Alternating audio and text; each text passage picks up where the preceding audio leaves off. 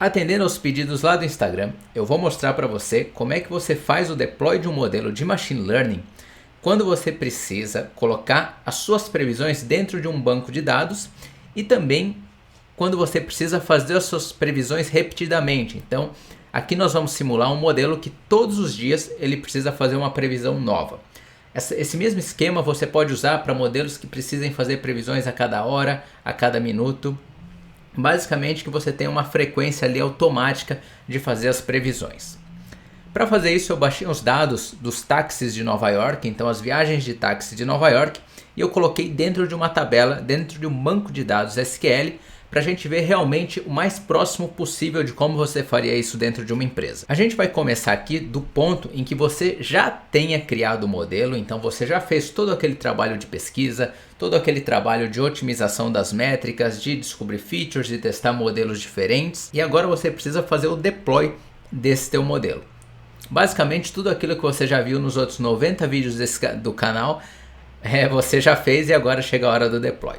Então o que a gente vai fazer? Aqui eu estou importando as nossas bibliotecas de sempre, Random Forest.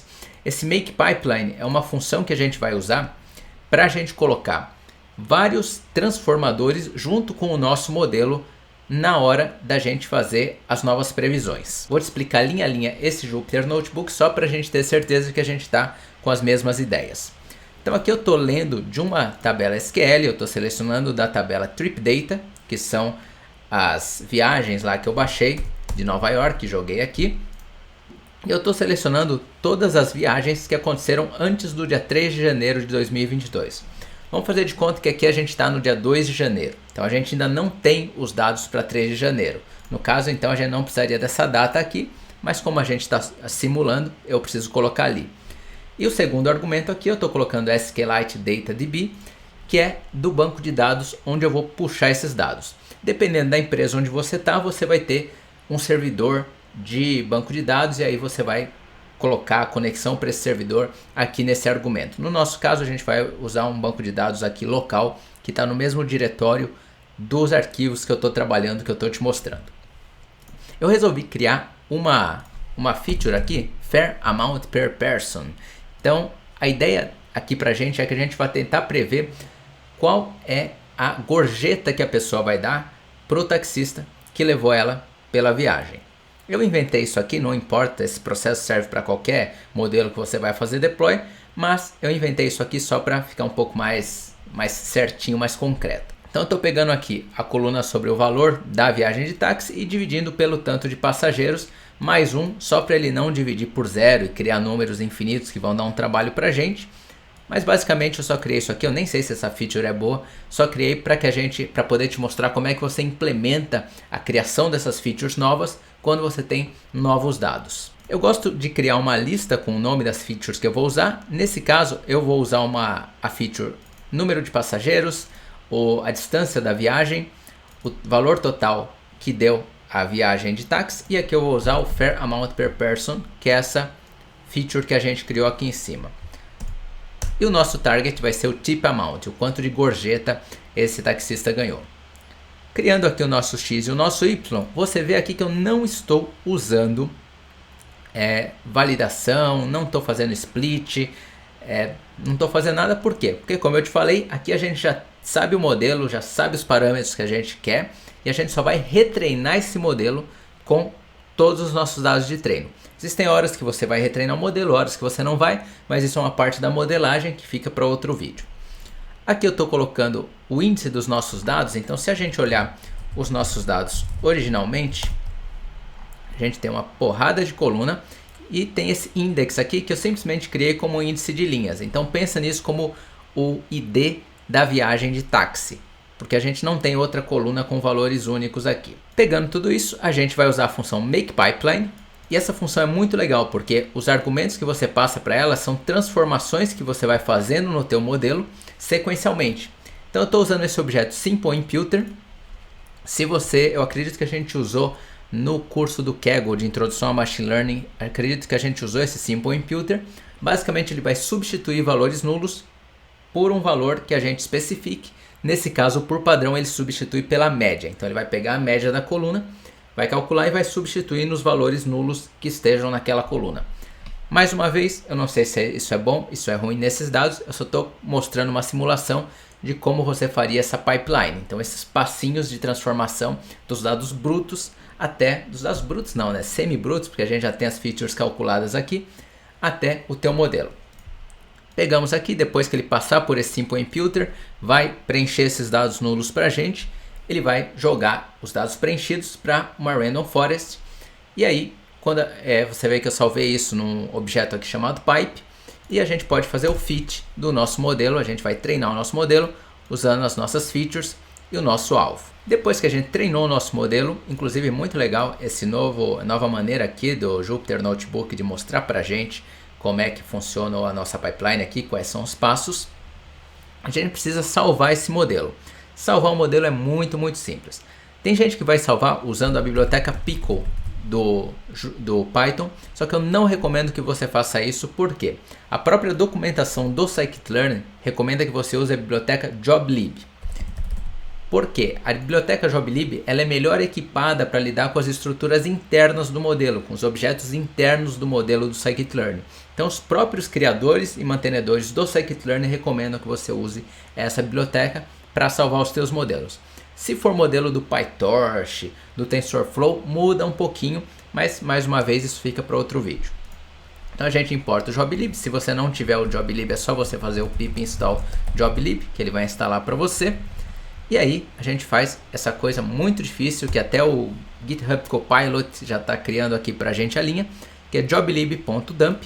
Primeira coisa que a gente passa aqui é o objeto que a gente quer salvar, e o segundo elemento que a gente passa aqui é o model.joblib, ou qualquer nome que você queira para o teu modelo com qualquer extensão.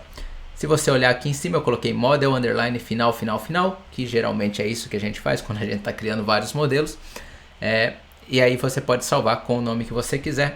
O teu modelo ele vai salvar um arquivo escrito model.joblib no diretório onde estiver o seu Jupyter Notebook.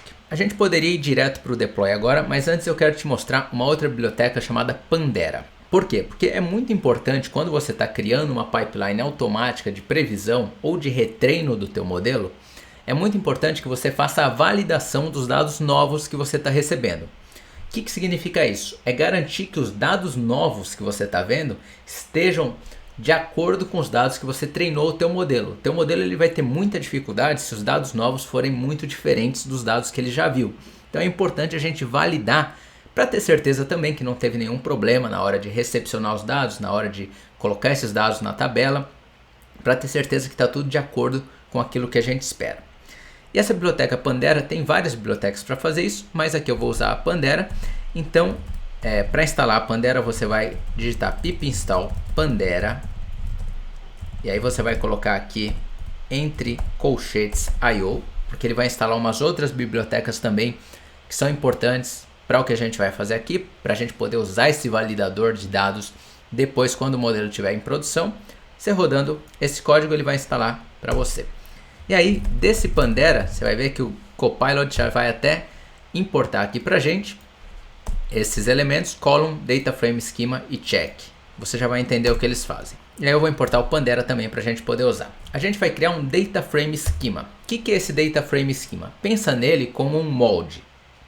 A gente vai criar esse molde para o nosso data frame e todos os dados novos que a gente tiver, a gente vai tentar encaixar nesse molde. Se ele não encaixar nesse molde, a gente recebe um erro, a gente recebe, opa, tem alguma coisa estranha nesses dados que pode dar problema para a gente. Vamos entender como é que isso funciona então.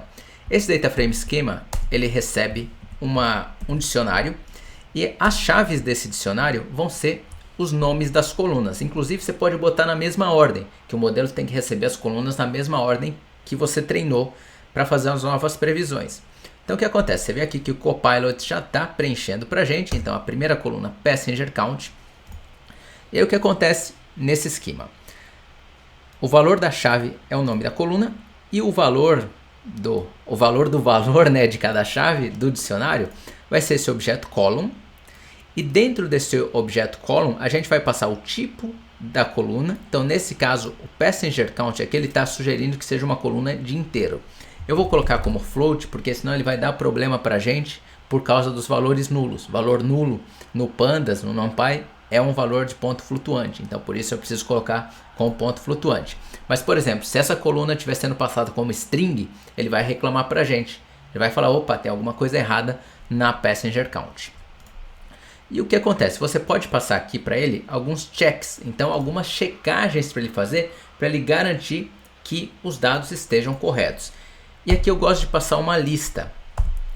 Por quê? Porque numa lista você pode passar várias checagens. Então, por exemplo, a contagem de passageiros, eu quero que os passageiros sejam maiores ou iguais a 0. Você fala, Mário, mas como é que eu vou saber qual é o número que eu preciso colocar aí? E uma coisa que eu gosto de fazer é pegar os dados que eu usei para treinar e usar a função describe. Porque aí ele me dá para cada coluna quais são os valores da mediana, quais são os valores máximos que ele já viu. Então, por exemplo, aqui eu estou vendo que a coluna passenger count tem um valor máximo de 7 pessoas. Então eu vou colocar aqui e o valor mínimo de 0. Então eu vou colocar aqui que essa coluna precisa ter valores maiores ou iguais a 0. Então quer dizer, se algum dia entrar uma coluna dessa com valor menos 1, ele vai falar para a gente, opa, tem coisa errada. E aí eu posso colocar um outro check aqui. Check. E você vê que ele já sugere para a gente o que o valor seja menor ou igual a 6. No caso, se der menor ou igual a 6, ele vai dar um erro para a gente. Então eu vou colocar aqui que o valor seja menor ou igual a 10. Se ele ver nos dados que a gente for validar que o valor saiu desses parâmetros, ele vai dar um erro para a gente. E a gente pode fazer isso com todas as colunas. Para facilitar a nossa vida, é aqui o entendimento, para as outras colunas eu vou fazer a verificação do tipo e só a verificação se é maior ou igual a 0. Por que que tem viagens com distância 0 aqui? Eu não faço a mínima ideia, mas eu estou considerando que a gente já esteja trabalhando com um dataset que a gente viu os valores que fazem sentido. Então vamos lá, completando aqui o fair amount, eu vou colocar só para ele verificar o tipo da coluna, então para ele verificar que é uma coluna de floats, e o fair amount per person também só para ele verificar o tipo da coluna. Então você vê que a gente passou um dicionário aqui. Uma coisa muito importante, vai até dar um errinho aqui, por exemplo, se eu rodar agora schema.validate, que é a função que a gente usa para validar os dados, você vai ver que ele vai dar um erro nos nossos dados de treino. Olha, ele deu aqui schema error. Ele está falando, a coluna passenger count tem nance. Se eu abrir aqui, esse negócio gigante, esse erro gigante que ele deu aqui, que ele não mostra ali, ele vai falar aqui, ó, mensagem no nullable series, passenger count contains no values. Então você vê, ele já detectou que tem valores ali que não deveriam estar ali. No nosso caso, a gente não se importa com esses valores nulos, porque a gente vai fazer imputação com o simple imputer. Então nesse caso a gente adiciona aqui um argumento dizendo que essa coluna pode ter valores nulos, não tem problema. A gente poderia verificar o quanto de valores nulos tem e tudo mais, aí vai das verificações que você quiser fazer e que forem importantes no teu projeto. Isso varia de projeto a projeto. Legal, se eu tentar validar agora, ele provavelmente vai dizer que tem erro nessa fair amount per person, exatamente o mesmo erro, como você pode ver aqui, non-nullable series contains no values. Legal, vamos então colocar aqui nullable igual true para essa coluna também.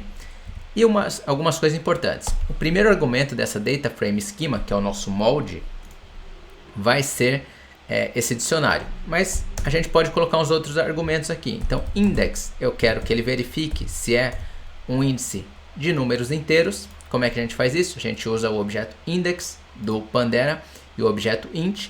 E essas coisas aqui são coisas que você não decora, são coisas que ou o GitHub Copilot te ajuda, ou você olha na documentação do Pandera para você saber qual é o objeto que você tem que usar.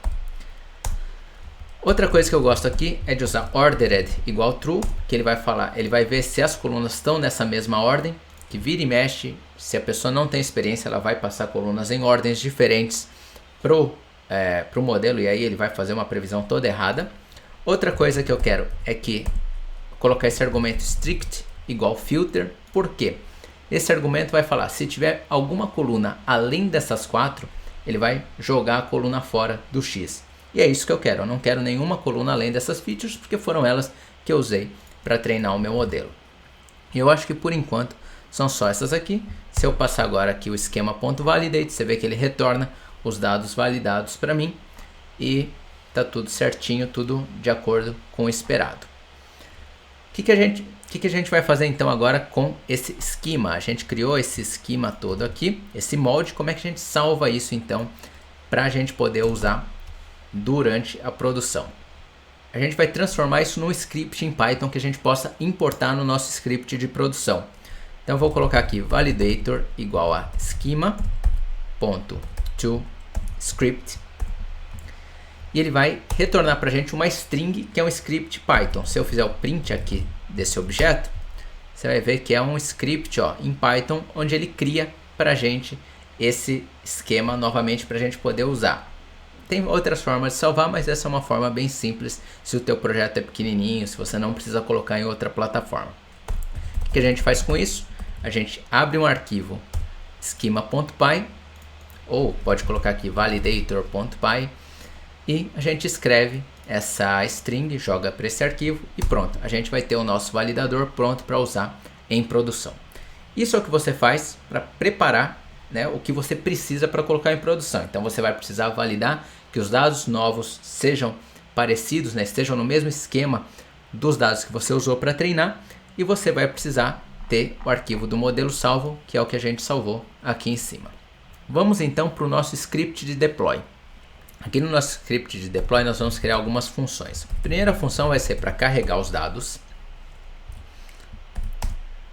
A segunda função, e deixa eu colocar aqui um pass só para ele não ficar me enchendo o saco.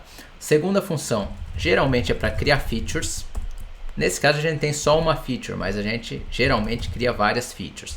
E o que ele vai receber aqui é data, né? um data frame normal.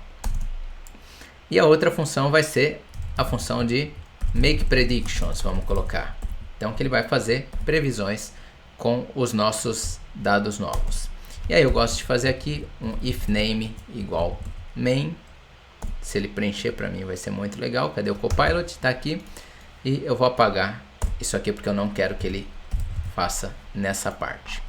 Então o que acontece? Vamos importar os nossos pandas. No caso aqui, para carregar aqui os nossos dados, eu vou pegar essa linha que a gente já tem aqui do nosso script do nosso Jupyter Notebook. E eu vou colocar aqui o PD read SQL e eu quero que ele pegue da Yellow Trip Data, dessa tabela, todos os dados em que a data for a data de ontem. Então eu vou criar aqui o date, né, para ele pegar antes da data de hoje. Vamos dizer que a gente passe aqui yesterday e today. Estou meio enferrujado em SQL, então eu vou fazer uma consulta que ele pegue tudo que for maior ou igual à data de ontem e menor que a data de hoje. Se você souber fazer melhor essa query, você coloca aí nos comentários. Então vamos lá, e menor do que today. Então maior ou igual a yesterday e menor do que today. Certinho, a gente vai pegar do nosso data.db. Muito bom, e aí a gente vai retornar isso aqui, return data. O que a gente vai fazer aqui? No create features, a gente vai pegar o que a gente receber ali no data e a gente vai criar nesse data frame mesmo as nossas features. Você pode criar um data frame novo, onde você coloque as features novas e tudo mais. Nesse caso, eu não achei necessidade, então eu vou fazer desse jeito. Vou copiar também a definição aqui da feature do nosso Jupyter Notebook. Então, fair amount per person, papapá, ele vai fazer aqui o cálculo e ele vai retornar para a gente o data frame com essa nova coluna. E aí, para a gente fazer as previsões, eu vou pegar aqui data igual load data. E aí ele está dando umas datas aqui do Copilot para a gente. Isso aqui em produção eu faria da seguinte maneira. Eu colocaria today e aí eu criaria uma string aqui para o dia de hoje. Então esse pd.todayTime today ele vai retornar a data de hoje. E esse string ftime aqui vai transformar essa data no formato de string. O que eu faria? Eu criaria também o yesterday, que seria a data de hoje, menos um time delta, né, uma diferença de tempo, é um objeto do pandas aqui, que faz diferenças de tempo, né, quantidades, vamos dizer assim, eu não sei se é frequência, não é, que é um objeto que te dá essa diferença de tempo no Pandas. No tutorial de Pandas aqui do canal, eu acredito que eu fale disso. E transformar isso aqui também para string. E aí eu iria passar today, yesterday, today, acho que é, né? Então yesterday, today, aqui para essa função. Como nesse caso eu vou testar ainda, e no nosso caso a gente não está recebendo todos os dias, né? Eu vou ter que simular isso. Eu vou comentar isso aqui e eu vou criar uma data qualquer aqui. Então vamos dizer que hoje seja 2022 0105, então dia 5 de janeiro, e yesterday vai ter sido dia 4 de janeiro. Tá? E aí a gente passa essas datas para ele. O que acontece? Depois disso eu vou querer criar features, e a gente poderia aqui pegar, sei lá, colocar um outro nome. Só que agora eu preciso chamar o nosso validador de dados. Então eu vou pegar aqui em cima, vou import validator, aliás, from validator import schema. Lembra que a gente tem esse arquivo Python aqui, validator, inclusive ele cria um pouquinho errado esse arquivo validator. Eu vou ter que colocar aqui dentro import Pandera, para ele não dar um erro. E aqui no final, você está vendo que o strict igual filter está sem aspas, eu vou ter que colocar aspas porque ele tá mal configurado aqui. Mas fazendo isso ele dá certo. Então a gente vai importar desse validator.py, a gente vai importar o esquema, que é esse molde que a gente criou.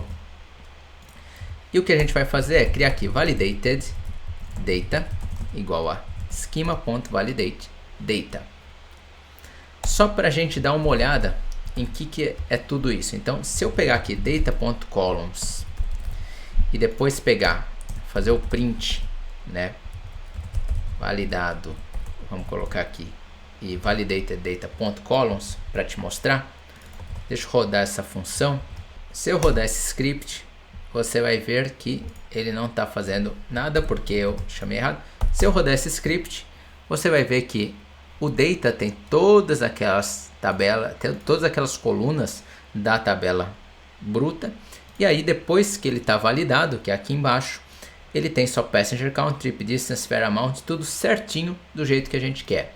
Se por um acaso algum desses dados estiver com valores diferentes, com valores fora dos padrões que a gente passou, que ele deve checar, ele vai reclamar. Se algum desses dos valores dessas colunas estiver fora dos checks que a gente colocou lá e tudo mais, ele vai reclamar para a gente e ele vai dar um erro, ele não vai completar o script. Eu acabei de perceber que o validator, por alguma razão, ele não criou para a gente os checks aqui que eu coloquei no nosso notebook. Então eu vou copiar os checks e colar aqui no validator. Eu acho que agora está tudo certinho, mas sempre é bom dar uma conferida nessas coisas. Então ele fez a validação para a gente. Vou rodar de novo agora que eu consertei o nosso validador e ele está validando tudo certinho. Beleza. O que eu faço agora? Agora eu preciso importar o joblib. Então import joblib. Eu preciso carregar o nosso modelo. Vou comentar essas duas linhas aqui para gente. Vou carregar o nosso modelo. Novamente o Copilot te ajuda muito aqui. Eu vou usar a função load do joblib e vou carregar o arquivo que a gente salvou. Muito, muito simples. Vou fazer as previsões nos nossos dados validados, salvar aqui no nosso predictions, nesse objeto predictions. E aí, geralmente nesse ponto, quando você não está fazendo uma API, você vai salvar isso em uma tabela. Então o que eu vou fazer? Eu vou transformar esse predictions, escrevi tudo errado. Então predictions df, e aí eu vou criar um data frame aqui que vai ter uma coluna só. Ele vai ter as previsões que a gente fizer. Essa coluna vai se chamar predictions e aí ele vai ter um índice que vai ser o mesmo índice dos dados originais que a gente carregou. Aliás, acho que é data, é uma coluna index aqui que ele carrega quando a gente tá com essa tabela que eu criei aqui. Então só para a gente saber qual foi a transação, né? Qual foi a viagem que a gente está fazendo essa previsão. Isso aqui vai variar de acordo com o que você estiver prevendo, mas basicamente o valor único da linha que você precisa fazer a previsão. E eu vou colocar isso aqui num numa tabela SQL. Então, to SQL, e aí ele já vai sugerir para a gente um nome de tabela. No nosso caso aqui, eu vou colocar Predictions 2, porque eu já tenho a Predictions 1. Ele vai dizer para a gente o seguinte, algumas coisas muito importantes quando você está adicionando a uma tabela SQL com o Pandas.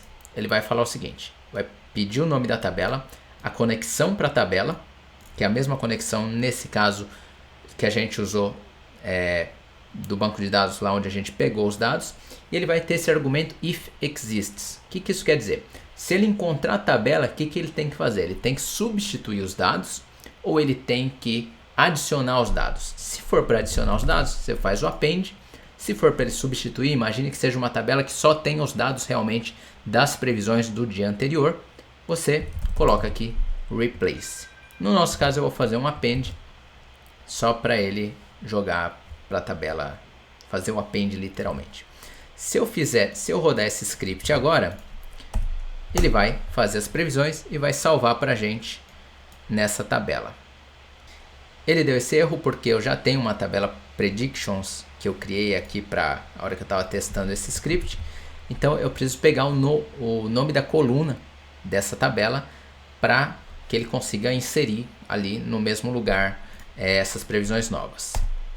Bom, eu verifiquei aqui na minha tabela e o nome da coluna é prediction. Então a tabela chama predictions, mas a coluna é prediction. Então se a gente rodar agora, ele deve funcionar. Provavelmente funcionou. Só para te mostrar aqui que deve ter funcionado, deixa eu pegar aqui pd read SQL select all from predictions com a conexão aí do SQLite e vou fazer um print dessa tabela para você ver que ele salvou lá tudo certinho.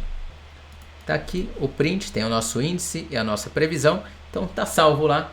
Alguém pode consumir isso numa dashboard, pode consumir isso em outro programa. É uma das formas da gente fazer o deploy. Aí você fala, Mário, mas e se eu precisar rodar esse script todo dia? Eu tenho que manualmente vir aqui e rodar? Não precisa. Eu vou tirar isso aqui porque a gente não precisa mais. Tem um módulo que eu gosto muito. Você pode usar um negócio chamado cron, que tem nos servidores Linux. Você pode agendar na AWS. Tem milhões de maneiras de fazer isso. Uma coisa que eu gosto de fazer quando eu tenho um servidor, uma instância na nuvem, um servidor onde eu posso deixar rodando o meu script, eu gosto de usar uma biblioteca chamada Schedule. O que essa biblioteca faz? Você vai ver que o Copilot vai até colocar aqui pra gente. Ela deixa o teu script rodando, você pode colocar para rodar todos os dias, a cada minuto, a cada uma semana. Tem várias sintaxes que você pode ver na documentação dessa biblioteca para deixar o teu script rodando. Então o que eu vou fazer? Eu importei lá schedule, aí eu coloco schedule every day, então todo dia, à meia-noite, do, ou seja, qual é a função que eu quero que ele rode? Eu quero que ele rode make predictions. Se o teu banco de dados, se a tua função tiver argumentos, você pode colocar os argumentos aqui também. No nosso caso a função não tem, mas basicamente você chama essa função aqui e aí você cria esse loop infinito, while true, e você chama essa função run pending. Essa é a forma mais básica de usar essa biblioteca schedule. Aí você fala, Mário, então como é que eu deixo isso rodando? Eu gosto de usar também uma biblioteca, uma ferramenta que existe no sistema Linux, que é o Tmux. Tmux ele vai criar terminais meio que virtuais dentro do teu servidor. Então se eu digitar Tmux aqui, você vê que ele abre um terminalzinho normal pra gente. Eu vou colocar aqui uma mensagem pra gente saber que ele está rodando, então print rodando. E se eu chamar esse script aqui, então Python deploy tip model, ele vai ficar lá rodando. Ele vai ver amanhã à meia-noite, ele vai rodar esse script. Só que aí, qual é a vantagem de usar esse Tmux? Que se você digitar Ctrl B D, e eu vou deixar um link para várias ferramentas, vários comandos que você tem nesse Tmux, você vai ver que ele coloca aqui Detached from Session Zero. Por quê? Você pode desligar o computador, claro, não pode desligar o servidor, né? O servidor tem que ficar ligado, mas você pode desligar o seu computador, você não precisa estar com o terminal aberto e ele vai estar rodando lá da mesma maneira. Como é que eu faço para voltar para esse terminal? Eu posso colocar aqui Tmux A, que ele vai voltar para o último terminal virtual, vamos dizer assim, que ele abriu. Tmux é um negócio que demanda um vídeo inteiro para explicar, mas é geralmente assim que eu deixo meus modelos rodando na nuvem. Então eu tenho um servidorzinho lá, por exemplo, deixo vários modelos rodando, cada um em uma seçãozinha do Tmux, e eles vão rodando lá fazendo o que eles têm que fazer na hora que eu programei para fazer. É basicamente isso que você precisa fazer para rodar um modelo todos os dias. É o que eu faço para rodar um modelo todos os dias em empresas que não tem uma plataforma de machine learning, ou então nos meus próprios projetos. O dia em que os dados estiverem com problema, ele vai vir aqui, vai dar um erro para a gente, e aí, em vez de poluir os teus dados, as tuas previsões, você vai poder chegar e ver o que aconteceu com os dados, né? Onde que deu o problema que ele não conseguiu fazer a previsão, fazer o conserto e voltar a fazer a previsão. E antes de terminar esse vídeo, eu lembrei de fazer mais uma parte, que às vezes você pode ficar com dúvida, que é como que você monitora esse modelo depois que ele está em produção. E eu vou te mostrar a forma mais simples, mais manual que tem. Em algumas empresas você vai ter uma plataforma de machine learning com monitoramento e tudo mais, mas essa maneira que eu vou te mostrar mais raiz dentro do Jupyter Notebook é a maneira, por exemplo, que eu usava nos meus testes AB dentro da Upwork. Quando o modelo ainda não comprovou que ele vai melhorar, talvez não tenha tanta necessidade de passar por toda a engenharia, de colocar um monitoramento automático e tudo mais. Então vai depender da empresa, mas essa é uma forma muito válida de fazer o monitoramento também. Como é que a gente faz isso? A gente vai simplesmente pegar as previsões que o modelo fez e comparar com os valores reais. Esse é um monitoramento da métrica de erro mesmo. Nem sempre isso vai ser possível fazer. Então deixa eu te mostrar como é que é, depois eu te explico por que nem sempre dá para fazer isso. Então a gente pode pegar aqui os nossos dados, vamos pegar lá da tabela SQL. Vamos dizer que você chegou aqui no outro dia, né? Você tem as suas previsões e tudo mais. Então hoje é dia 5 de janeiro, né? Vamos simular. A gente vai pegar aqui o Select da Yellow Trip Data. Aqui eu vou colocar a data específica, né? A gente pode até criar aqui para ficar mais bonitinho. Vamos colocar o date, e aí a gente coloca aqui date igual 2022-01-05, né? Dia 5 de janeiro, que é o que a gente está simulando. E aí a gente vai precisar também das nossas previsões. E aqui a gente pega daquela nossa outra tabela. Você vê que o Copilot te ajuda pra caramba. Nesse caso eu vou pegar todas as previsões, porque a gente não sabe exatamente qual o índice das previsões desse dia 5. Você poderia fazer esse join direto na tabela e já pegar as duas tabelas, direto no SQL, já pegar as duas tabelas com o join feito, mas como o meu SQL está um pouco enferrujado, eu vou fazer aqui pelo Pandas mesmo. Então pegando essas duas tabelas, se a gente der uma olhada nelas, aliás, ali eu errei a minha query. Aqui a query tem que ser menor do que a data do dia 5. Então vamos lá. Se a gente olhar aqui o data, tem aqui todos os registros, né? Vamos olhar o tail para a gente pegar. Ó, tem até o dia 4, que é o dia que a gente fez a previsão. E se a gente pegar as nossas spreads, vão ter lá as nossas previsões com o index. E aí é muito simples. Aí eu posso salvar aqui no R de resultados, spreads. Vamos ver, ele até vai sugerir aqui. Só que eu não quero o que ele sugeriu, eu quero predis.merge data on index. Então a gente vai juntar, lembrando que o index aqui está simulando um ID de transação, né, o ID de viagem dos nossos táxis. Talvez seja interessante você ter a data aqui também nessa tabela, mas aí vai muito do teu caso de uso em produção. Fazer um left join para ele só juntar realmente as colunas que tenham o índice aqui nas previsões. Eu não quero que ele junte todas as linhas, aliás, da tabela original. E aí quando a gente tiver essa tabela, se a gente der uma olhada nela, nós temos o famoso... E uma coisa que eu esqueci aqui é de colocar, eu não quero todas as colunas, então eu vou mandar ele pegar só o index e o tip amount, que seria o nosso alvo. Isso aqui é considerando que você já tenha as previsões. Então vamos dizer que depois de uma semana você descobre quanto que foram as gorjetas que foram dadas para o táxi. E aí você vai fazer essa verificação. E aqui quando a gente olha o r.head, a gente tem uma tabela então com o índice, né, o ID da viagem, a previsão e o valor da gorjeta. O que aí você pode fazer? Você pode, por exemplo, pegar a métrica que você avaliou, No caso, vamos dizer que a gente tenha colocado o root mean squared error, seja a nossa métrica, e aí você tem que ver, anotar a métrica que você fez lá, a pesquisa, né, durante o desenvolvimento do modelo, para você saber qual é o erro que você deve esperar nesses dados novos. Se a gente calcular aqui, ele já até sugere para a gente aqui, pega o R-prediction, tipo amount, está invertido porque no scikit-learn o y tem que vir antes do x nessa função, né? O primeiro argumento tem que ser o y e o segundo argumento tem que ser a previsão. E tem uma coisa muito legal no scikit-learn agora, que se você colocar aqui squared igual false, em vez dele calcular o MSE, ele vai calcular o RMSE, que é geralmente o que a gente está interessado. Então vamos lá, e ele calculou aqui 2,72. Aqui a gente não tem, mas vamos dizer que você descobriu que qualquer número acima de 2,5 é um erro muito alto. Então 2,72 está um erro muito alto. O que você faria? Você iria lá, retreinar o modelo, verificar o quanto que esse modelo está tendo de erro nesses dados mais recentes e salva o modelo, coloca em produção de novo. Não precisa mudar o esquema, tudo mais, aquele molde que a gente fez, só o modelo. E aí você monitora novamente. Toda vez que ele tiver caindo a performance, você vai lá, retreina, testa direitinho.